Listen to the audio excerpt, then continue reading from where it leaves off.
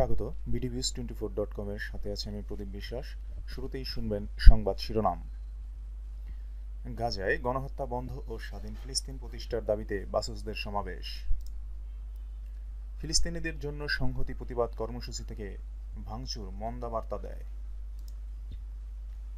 চীনা পণ্যে ট্রাম্পের 104% শুল্ক কার্যকর আজ থেকেই, হোয়াইট হাউস। শুনছিলেন শিরোনাম, এবারে বিস্তারিত। গাজায় গণহত্যা বন্ধ ও স্বাধীন ফিলিস্তিন প্রতিষ্ঠার দাবিতে বাসুসদের সমাবেশ।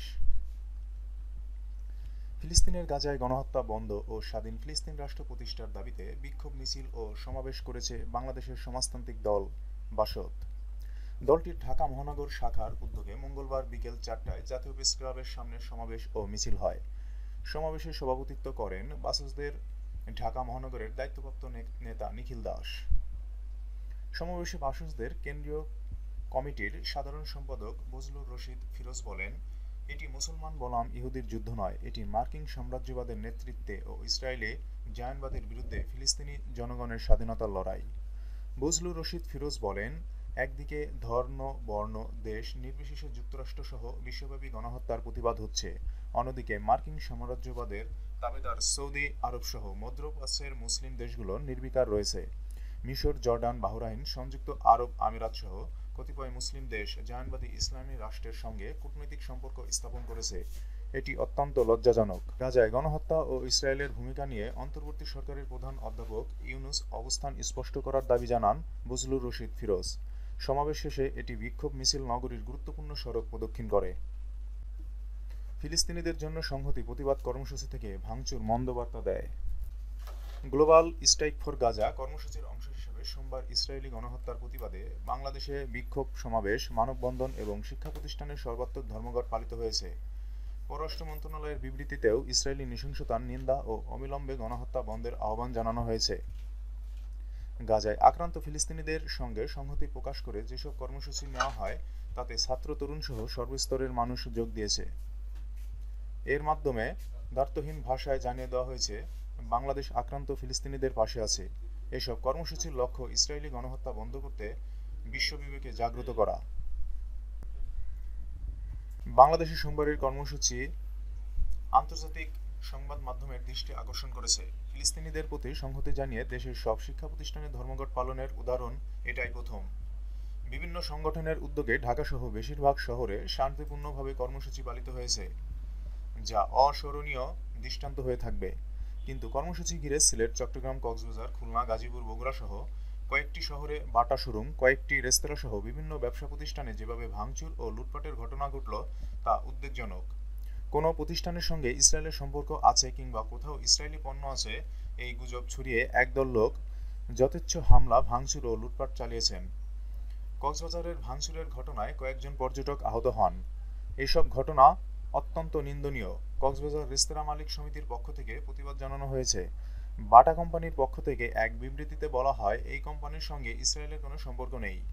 যারা রেস্তোরাঁ ও বাটার দোকানে হামলা করেছেন তারা একটি প্রতিবাদ কর্মসূচিতে ভিন্ন খাতে প্রবাহিত করেছেন। এসব ভাঙচুর ও লুটপাটের ঘটনা এমন সময়ে ঘটল যখন ঢাকায় সরকারের উদ্যোগে বড় আকারের বিনিয়োগ সম্মেলন চলমান। সোমবারই 4 দিনব্যাপী বিনিয়োগ সম্মেলনটি শুরু হয়। এসব অঘটন আমন্ত্রিত অতিথিদের কী বার্তা দিল? একথা বিশ্বাস করার যথেষ্ট কারণ আছে যে কতিপয় ব্যক্তি বা গোষ্ঠী অপরাধমূলক কাজের মাধ্যমে একটি মহৎ কর্মসূচিকে বিতর্কিত করেছে, দেশের ভাবমূর্তি ক্ষুণ্ণ করেছে। এক্ষেত্রে আইন শৃঙ্খলা রক্ষাকারী বাহিনীর সদস্যরাও চরম দায়িত্বহীনতার পরিচয় দিয়েছেন।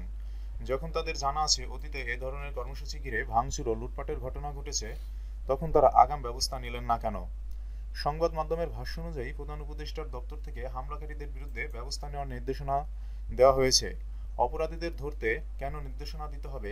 আইন শৃঙ্খলা রক্ষাকারী বাহিনীর প্রথম কর্তব্য ছিল প্রতিটি প্রতিষ্ঠানের নিরাপত্তা নিশ্চিত করা। সেই কাজটি তারা করতে ব্যর্থ হয়েছে। এখন ভাঙচুর ও লুটপাটের সঙ্গে জড়িত সবাইকে আইনের আওতায় এনে অন্তত তারা পেশাগত দায়িত্ববোধ প্রমাণ করুক। মঙ্গলবার পুলিশ সদর দপ্তর থেকে এক বিবৃতিতে জানানো হয়েছে, হামলা ও লুটপাটের সঙ্গে জড়িত থাকার দায়ে বেশ কয়েকজনকে আটক করা হয়েছে। এর বাইরেও অনেকে আছেন। ভাঙচুর ও লুটপাটের সঙ্গে জড়িত সবাইকে আইনের আওতায় আনতে হবে। নিকট অতীতের অনেক ঘটনায় অপরাধীদের বিরুদ্ধে ব্যবস্থা না নেওয়ার কারণেই তারা এসব অপকর্ম করতে সাহস পেয়েছে।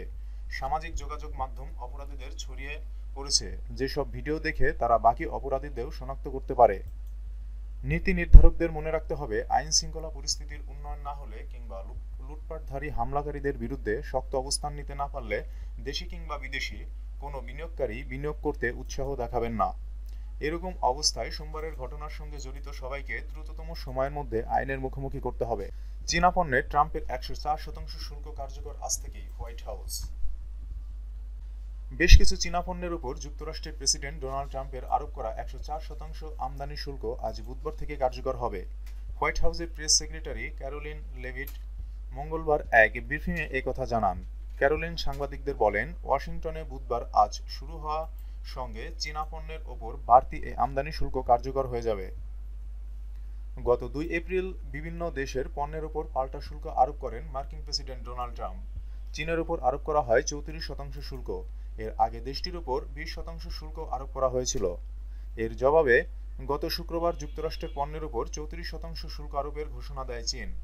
আগামীকাল অর্থাৎ বৃহস্পতিবার থেকে এই শুল্ক কার্যকর হওয়ার কথা। এতক্ষণের সাথে থাকার জন্য ধন্যবাদ। সবার আগে সর্বশেষ খবর জানতে চোখ রাখুন আমাদের ইউটিউব চ্যানেল BDVS24-এ। এছাড়া আমাদের ওয়েবসাইট ভিজিট করতে পারেন www.bdvs24.com-এ। ততক্ষণে ভালো থাকবেন। আল্লাহ হাফেজ।